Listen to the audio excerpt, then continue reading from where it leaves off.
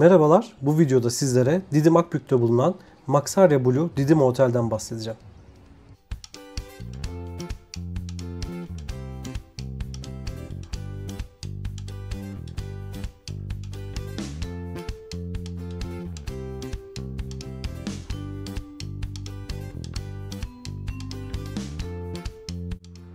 Otelde farklı konseptlerde 347 oda varmış. Ben size kendi odamızı göstererek başlamak istiyorum. Biz Junior Suite olarak geçen odayı tercih ettik. Gördüğünüz gibi burada bir tane çift kişilik yatak var. Burada da bir televizyon, kahve makinesi, çerezler. Bunlar günlük olarak tazeleniyor, tabii ki ücretsiz olarak. Dolapta da bu şekilde bazı ürünler var. Odanın diğer tarafında ayrı bir yatak. Burada eşyalarınızı koyabileceğiniz bir alan ve asıl eşyalarınızı koymanız için burada da bir tane dolap var. Burada da bir tane kasa var.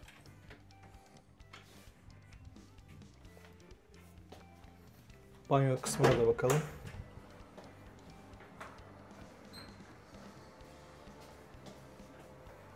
Evet, tuvalet banyo kısmı da bu şekilde. Tuvalette ayrıca sizin için bırakılmış çok ince düşünülmüş bir kutu var. İçinde keseden tıraş bıçağına kadar, diş fırçasından diş macununa kadar her şey var. Şimdi bir de odamızın manzarasını size göstermek istiyorum.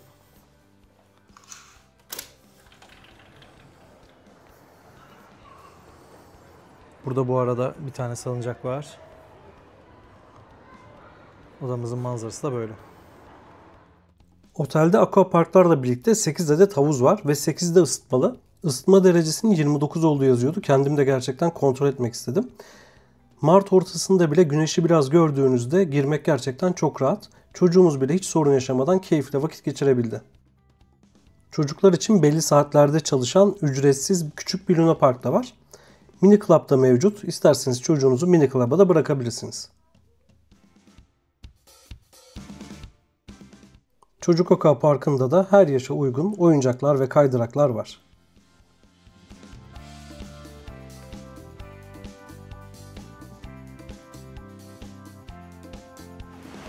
Yetişkin Aquaparkı ile Çocuk Aquaparkı'nın arasında da yine bir tane snack bar var. 8 yetişkin 8 çocuk için kaydırak var. Ve gördüğünüz gibi yetişkin Aquapark kısmı da gerçekten çok büyük ve farklı kaydıraklar da mevcut.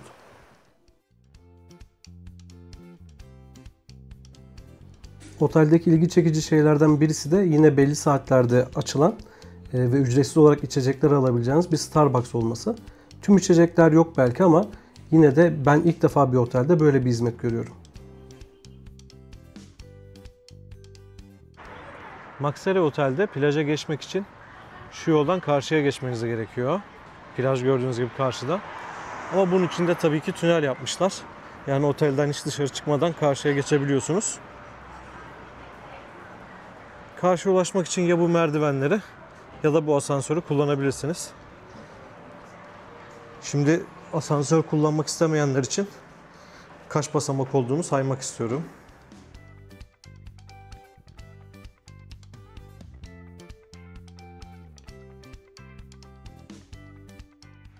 Evet, 48 basamakla aşağı inebiliyorsunuz. Aşağı indiğinizde de sizi böyle bir alan karşılıyor. Hem keyifli bir dekorasyon hem de bilgi edinebileceğiniz böyle panolar paylaşılmış. Mevlevi sema töreni, Kırkpınar yağlı güreşleri, yani Türk kültürüyle ilgili gelen turistlere özellikle bilgi vermek için ağlak taş işçiliği, Ebru Türk süsleme sanatı gibi güzel düşünülmüş. Buraya döndüğünüzde de yine farklı bir tema var. Üst kısım ve yandaki mavi pencereler, bu Alaçatı mavisi gibi sanırım.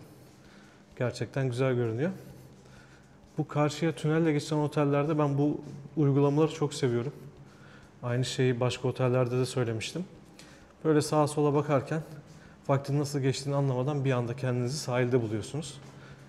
Hem dışarıyla soyutlanmanız da değişmiyor.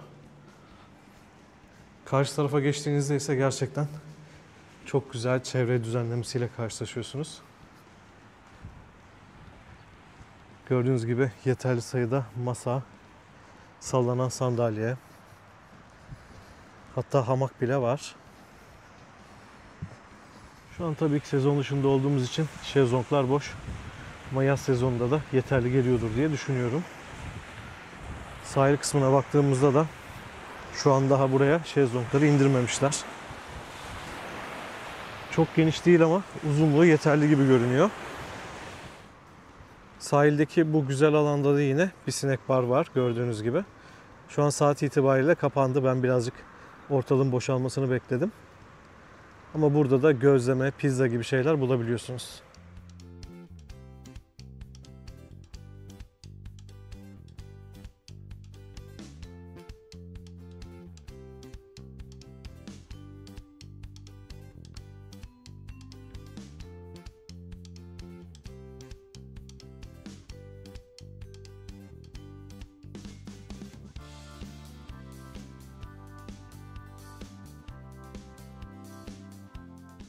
Otelde konakladığınız süre içinde bir akşamı bu karşıda gördüğünüz Saplı Adaya yürümek için de ayırabilirsiniz.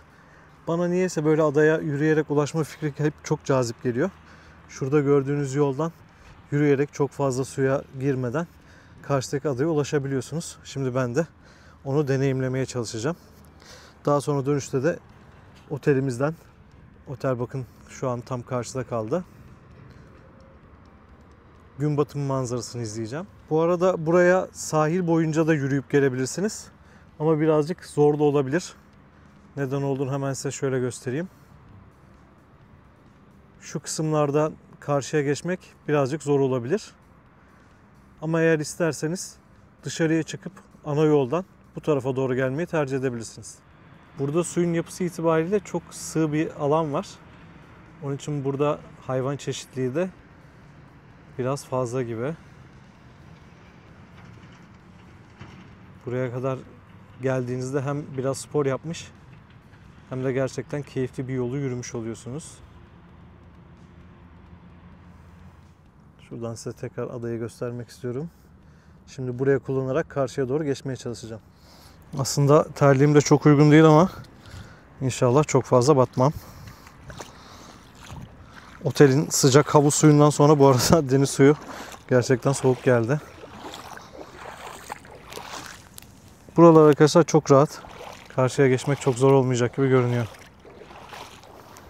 Taşların üzerinde hiç uğraşmanıza da gerek yok. Yanındaki sudan böyle terliğinizle çok rahat bir şekilde karşıya doğru yürüyebilirsiniz.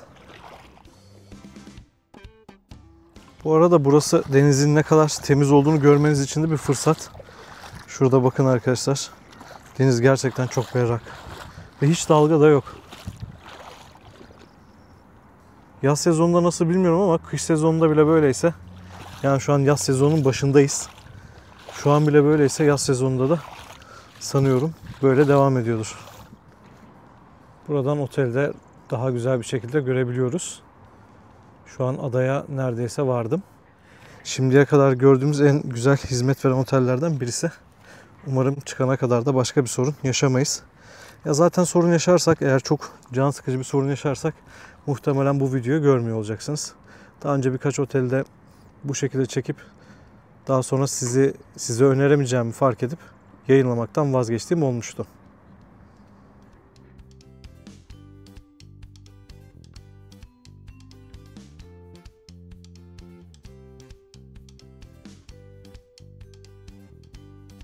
Bu arada ada üzerinde bahar yeni gelmiş olmasına rağmen çok güzel çiçekler açmış. Ama bunun dışında farklı bir şey de yok. Buraya kadar yürüyüşünüzü yapıp bir tur atıp geri dönebilirsiniz.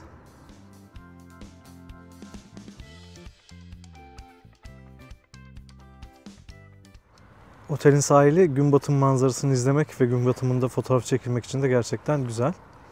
Şimdi biz akşam yemeğine bakalım.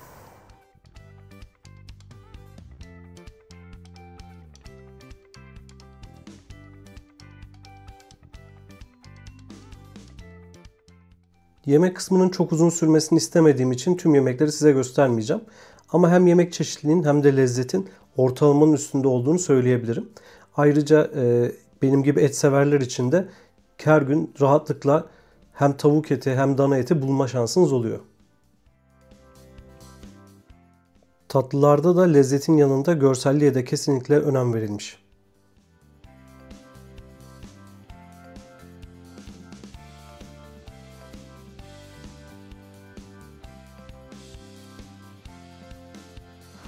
Bu kısımda da ana yemekler var. Dana burganyon, tereyağlı pilav, hindi stroganoff neyse, ıspanak havuç soslu somon, sebzeli piliç steak, kremalı sebze sote, kalamar dolma, İsveç köfte, deniz mahsulleri güveç diye çeşitli. Şöyle çok açmadan göstermek istiyorum. Ispanak borani. Bu kısımda ızgaraların olduğu kısım. Burada da künefe var. Dün denedik. Gerçekten çok lezzetliydi. Bugün tavuk döner takmışlar. Dün burada et döner vardı.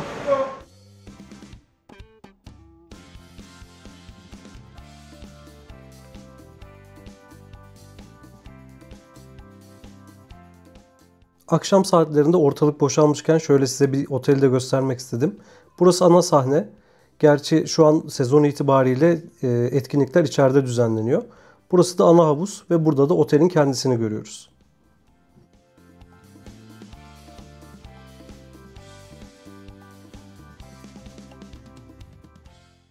Otelin içi de gerçekten büyük bir zevkle döşenmiş. Hiçbir köşede rahatsız edici bir detay görme ihtimaliniz yok.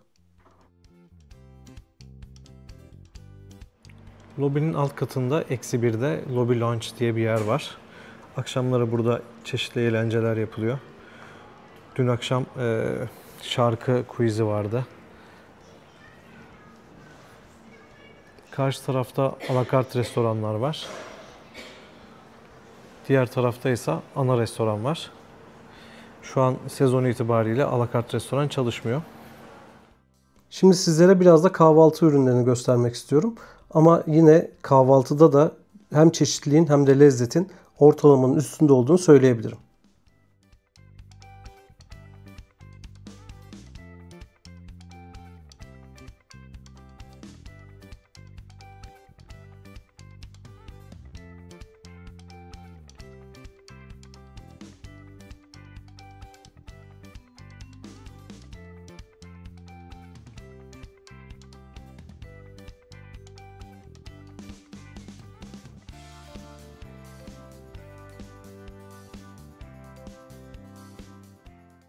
Ayrıca tüm yemekleri böyle bir manzara eşliğinde yiyebiliyor olmak da gerçekten büyük bir artıydı.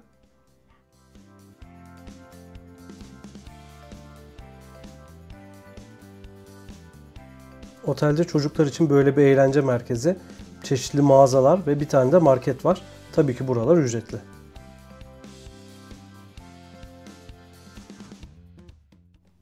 Alt katta yine ücretsiz olarak yararlanabileceğiniz bir spor salonu mevcut. Ayrıca yine ücretsiz hamam, sauna, buhar odası, tuz odası da mevcut.